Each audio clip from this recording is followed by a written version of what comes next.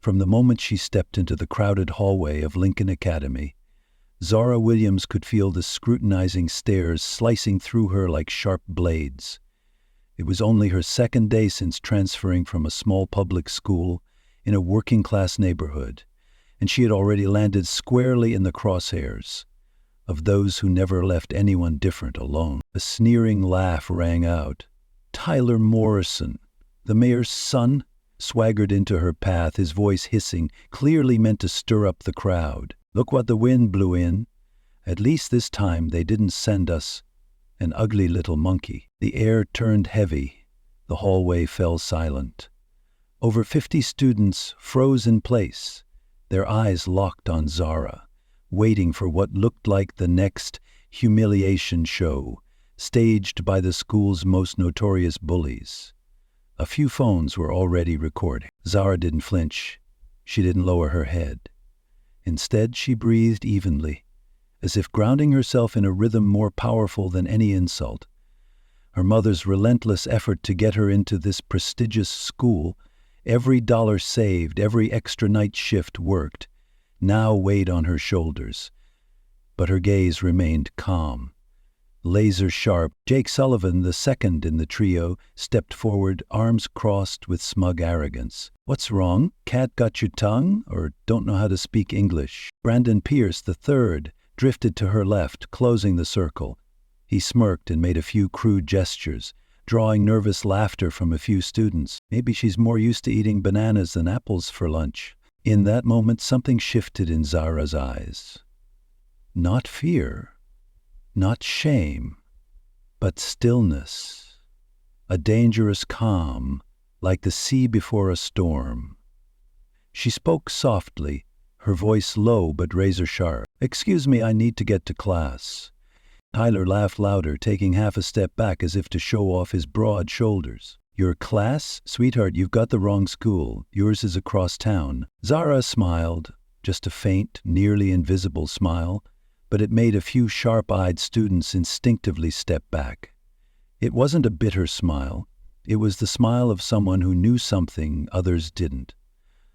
Interesting, she whispered, tilting her head slightly as if observing a curious lab specimen. Then she spoke again, louder this time, enough to make the trio freeze in place. Tyler Morrison, mayor's son. Jake Sullivan, whose dad owns an entire chain of car dealerships. Brandon Pierce, heir to the biggest law firm in the state. You boys really think you can get away with anything around here? The three bullies looked stunned, as if someone had smacked them across the back of the head. How did she know all that? More importantly, why would she dare say it out loud? Zara stepped forward, not aggressively, but enough to make Tyler take a reflexive step back. And trying to scare me? Tyler barked, attempting to regain control. She didn't move. Her eyes bore straight into him, cutting through his bravado. If I were you, I'd think very carefully before saying another word. Something in the way Zara stood, her relaxed yet ready hands, her feet placed in the solid stance of someone trained in self-defense, caught the attention of a few students with siblings in the military or martial arts. This girl's no joke, they murmured. Right then, a sharp voice sliced through the tension like an axe. What's going on here? Principal Reynolds appeared, eyes stern as they scanned the gathered students. Tyler immediately snapped into model student mode, the polished act he'd perfected over years. Nothing serious, sir. We were just welcoming the new student. He smiled a fake smile, slipping effortlessly back into his familiar role as if the previous scene had never happened. Principal Reynolds looked around the circle of students, then focused on Zara, who stood with eerie composure, her eyes unshaken. Ms. Williams, everything all right? Completely fine, sir, Zara replied, that mysterious smile still on her lips. Just getting to know my new classmates. After a brief pause, the crowd began to disperse. Curious, impressed, and confused stares faded as the bell echoed through the halls. Tyler, Jake, and Brandon walked off with tight, embarrassed expressions, like they had just lost a battle they didn't understand. Zara returned to her locker. Her hands were steady, her breathing even, but in her eyes something smoldered. Not rage, but a quiet, unshakable determination, born from surviving far worse storms. To the students who glanced back, it seemed like she was hiding a secret, something that could completely shift the balance of power at this school. A truth those three bullies would soon discover, the hard way. Over the next 3 days, they didn't let up. No fists were thrown. Instead, they used precision-crafted mind games, the kind of bullying elite schools often overlook because it leaves no bruises on the skin, but deep scars in the mind. On Wednesday, Zara's books were found scattered in the girls' bathroom, torn, soaked, and stamped with muddy footprints. On Thursday, her backpack was discovered hanging from the tallest tree in the school courtyard. A cruel joke that drew howls of laughter from dozens of students eating lunch nearby. On Friday, someone had spray-painted obscene words across Zara's lunch table in the cafeteria, so vulgar that even a few teachers turned away in disgust. "She's about to crack," Jake whispered, watching as Zara calmly wiped the table clean with a napkin. "Everyone has their limits," he added with a smirk. "Just wait," Tyler scoffed, confidence in his eyes. "By Monday she'll be begging to transfer out." But there was one thing they didn't know. Every prank, every insult, every veiled threat had been quietly documented by Zara. Every defaced page, every torn book, every video clip they'd smugly recorded hoping to capture her breaking down had been recorded in return. A reverse diary, a log of visual evidence, building a case for a reckoning they didn't even know was coming. Zara Williams wasn't just a black girl from a poor public school on the South Side. At 12, she had watched her younger brother get jumped right outside their home. That was the day she started boxing and jiu-jitsu at a community center. 5 years later, she was a state youth champion in both disciplines. She didn't get into Lincoln Academy by luck. She earned a full athletic scholarship, beating out hundreds of other applicants from across the state. But here's the interesting part. No one at Lincoln knew any of that. Her mother, Sharon Williams, had advised her to keep it that way until people saw her first as a student, not just some girl who can throw a punch. "Let them see who you are on the inside before they judge you from the outside," her mother had said. Only one person figured it out early, Coach Marcus Thompson, the school's physical education instructor and a former Olympic boxing trainer. From the first day, the moment he saw Zara's stance, the way she shifted her weight and aligned her shoulders, he knew this was no amateur. That Friday afternoon, as classes let out, Coach Thompson approached her quietly. "And you stop by my office after school." In a room filled with gold trophies and photos of athletes he'd trained, Zara sat across from the only adult in the school who had seen her clearly from the beginning. He didn't waste time. "You've competed before, haven't you? The way you move, the way you center yourself, the way you clench your fists, I recognized it instantly." Zara hesitated, then gave a small nod. "My mom didn't want that in my application file," she said softly. "Smart move," he replied, but his tone grew serious. "But the Morrisons aren't going to let up, and that has to stop." He leaned forward. "There's a way to handle this without violence, but you'll have to trust me." Coach Thompson wasn't new to this kind of situation. His entire career had been about facing off against kids from wealthy families who thought their last names could shield them from consequences. But this time, they'd picked the wrong target. "Do you believe in this school system?" he asked. Zara let out a bitter laugh, as if she'd been waiting for that question. There'd been 3 formal complaints against Tyler this year alone, all dismissed. His dad funds almost half the school's budget. Coach Thompson nodded. "Then we'll do it another way. Monday is the school board meeting. A lot of influential parents will be there, and not all of them are Morrison fans." He opened a desk drawer and pulled out a form. "I want you to participate in a special martial arts showcase we're hosting to introduce the sports program to potential investors." "A showcase?" Zara raised an eyebrow. "On paper, yes," he smiled. "But in practice, it's the perfect chance to show those 3 exactly who they're messing with." All weekend long, while Tyler continued posting smug stories mocking the poor little transfer girl, Zara was downstairs in the basement, training. Every punch she landed on the heavy bag carried the weight of a week's worth of silent rage. Every dodge, pivot, and stance was sharpened to perfection, fueled by flashes of mocking faces, torn books, and the sting of humiliation.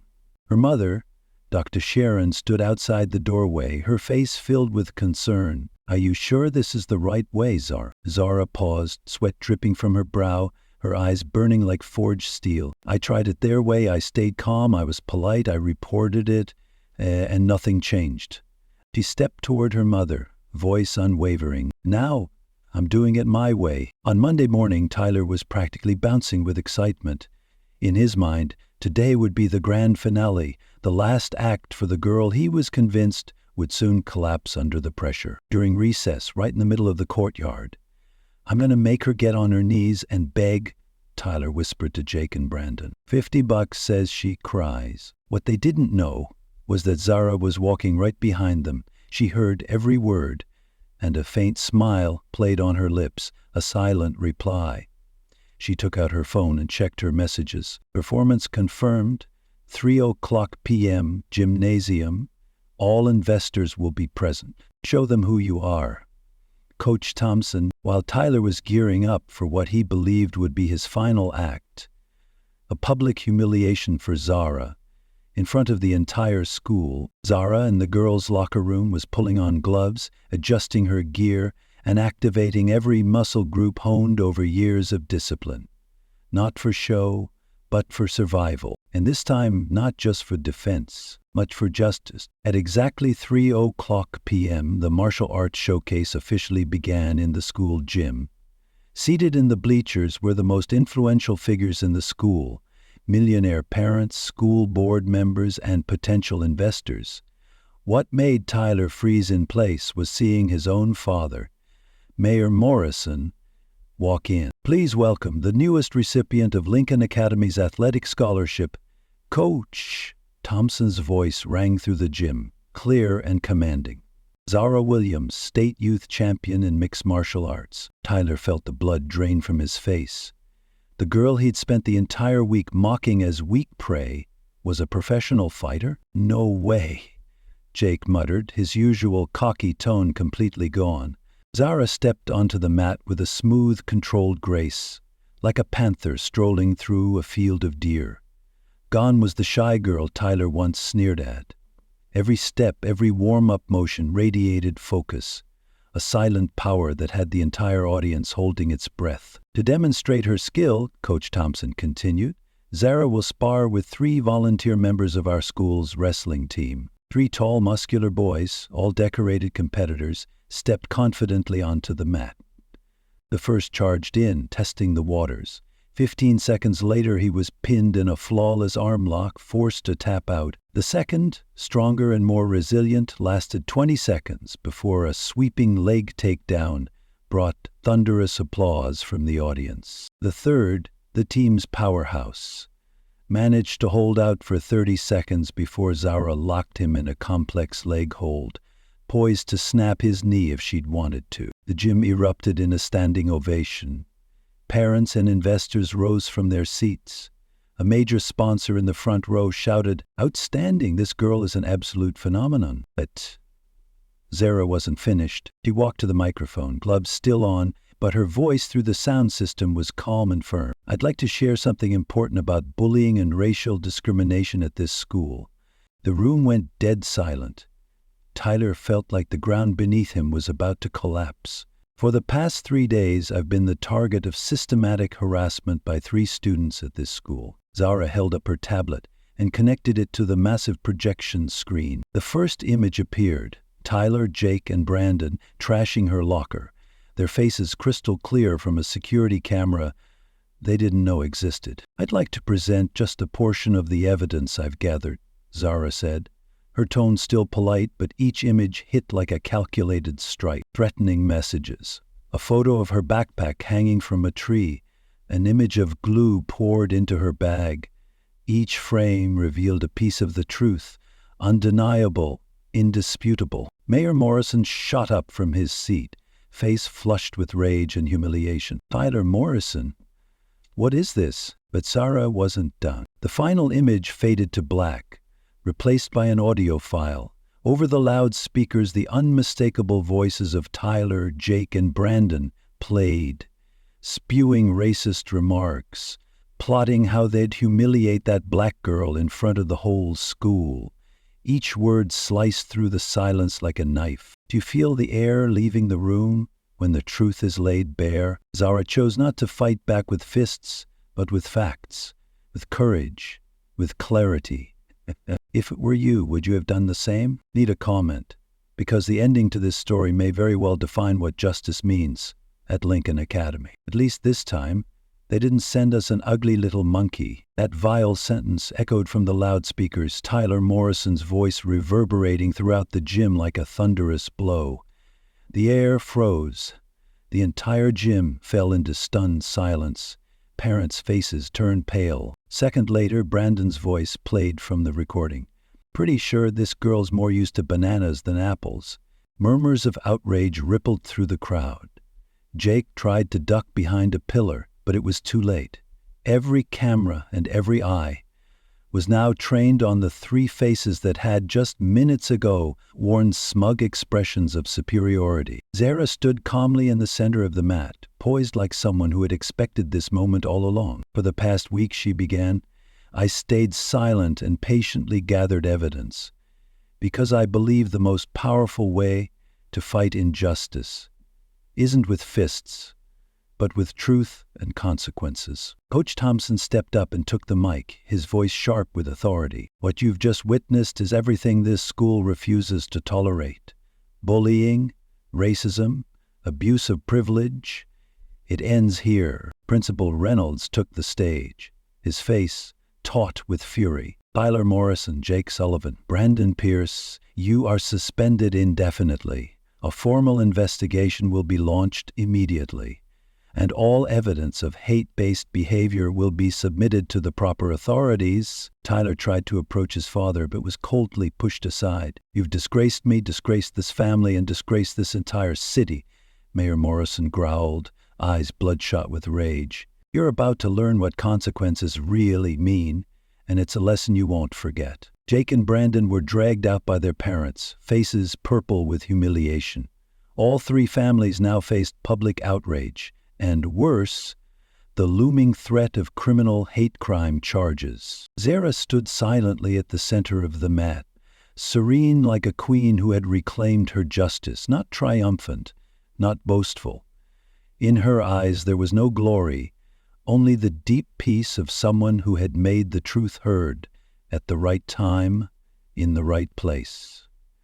As the masks fell, a single question echoed in everyone's mind. When privilege and money are no longer shields, how will they face reality?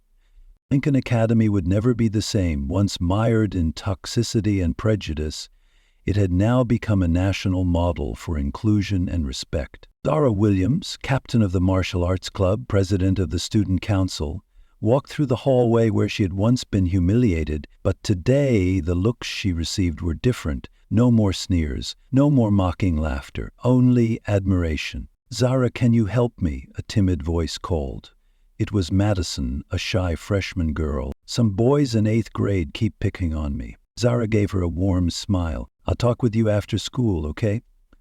And remember this, you're never alone here." The mentorship program Zara founded helped more than 200 students rediscover their confidence.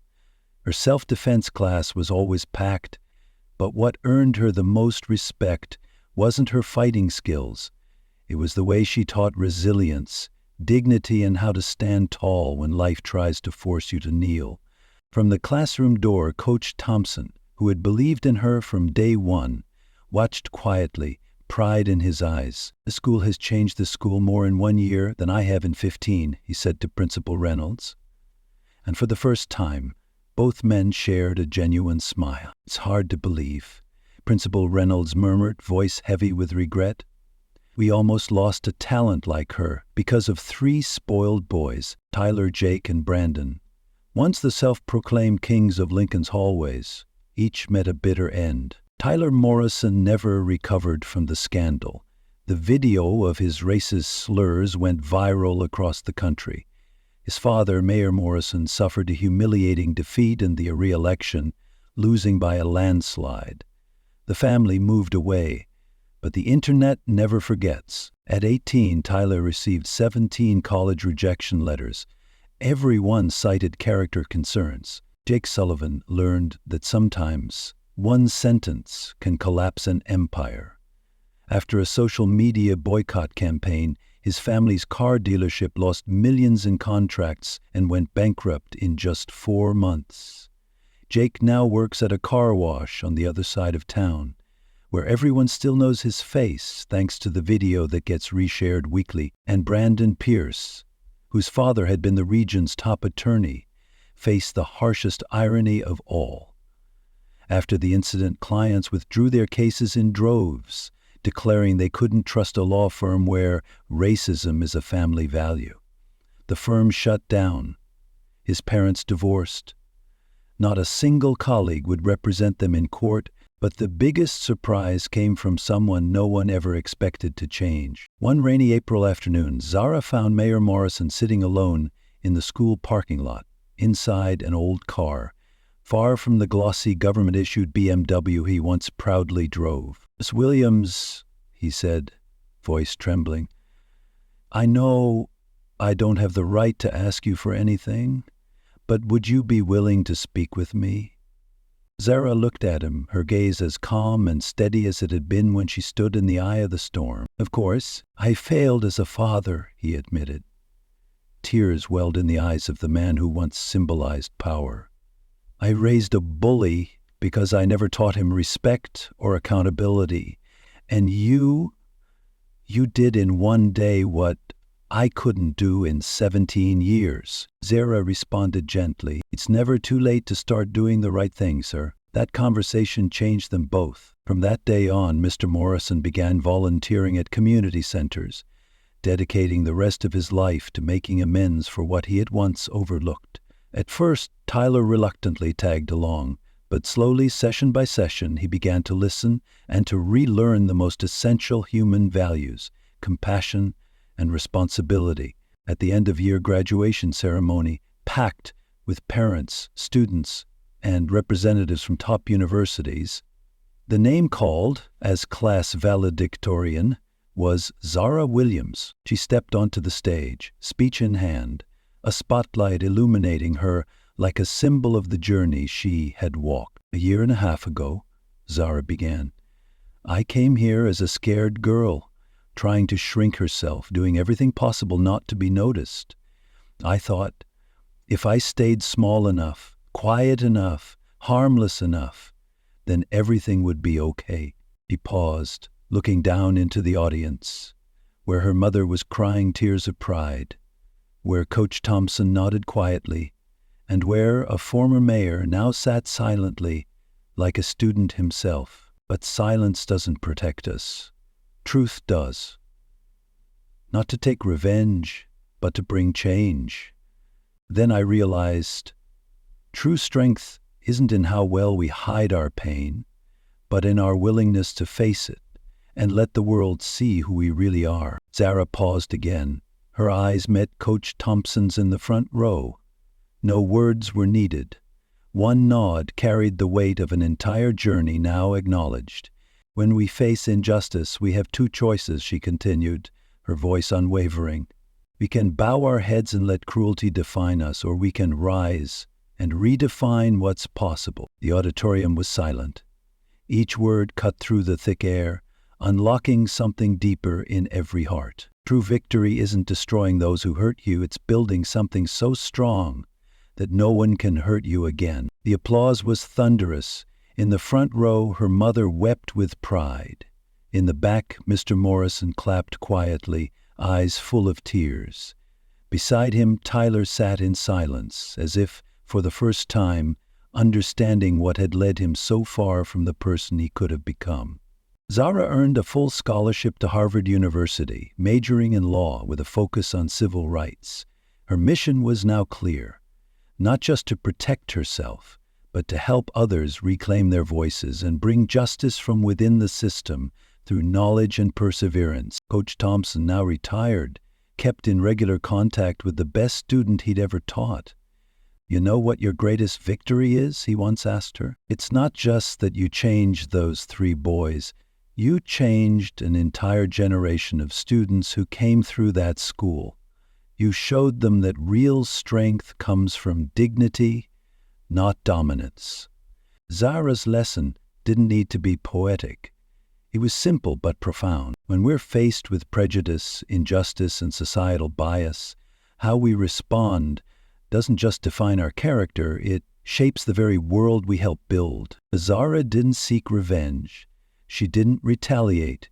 She rose so high that no one could drag her down again. And what about you? Have you ever faced a moment when you had to choose between staying silent or speaking up? Between revenge or justice? Share your story or perspective in the comments, because maybe, just maybe, your experience will be the light for someone still lost in the dark. Don't forget to follow this channel for more inspiring stories like Zara's journey, where courage and dignity always outshine violence and prejudice.